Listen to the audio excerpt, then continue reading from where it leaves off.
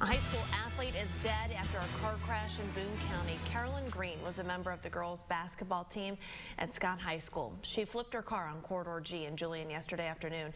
WSAZ Charleston's Dan Griffin spoke with the Greens family today about how they're trying to cope with this tragedy. It's just so sad. Well, Amanda, absolutely. And family and friends say she was known for her laugh, her positive attitude, and athletic abilities. But the one thing I heard most often today was her bright smile, something they say they'll all miss. I mean, she'll never be forgotten. My family will always remember her. And, I mean, it's hard, but we just got to keep living and just remember her and know that she's in a better place.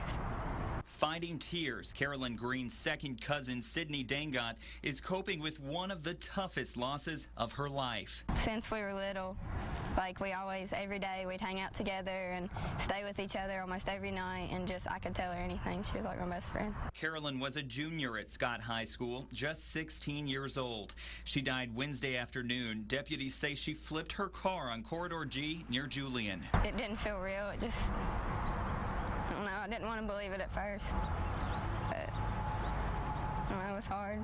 Sydney isn't alone. Carolyn was one of the softball team's biggest fans. You know, not having her around, it's just an empty feeling. Scott High School leaders say they're planning a vigil for Carolyn and preparing for students to return from spring break on Monday. When things like this occur, you have to be there to support one another and to stand by the children and be there to listen. Sydney, her friends, and her family are remembering Carolyn. Basketball, her family, church. She just always liked to have a good time. She was always happy. And she says now every softball game she plays will be for her. And certainly a lot of tears at the softball field today. And this isn't the first death school officials have dealt with this year. Amanda, school leaders say one other student died earlier this year. And these are the times they all really have to hold each other up. It's difficult for children to understand, even teenagers. Dan, thanks. School leaders say they will have counselors on hand Monday morning.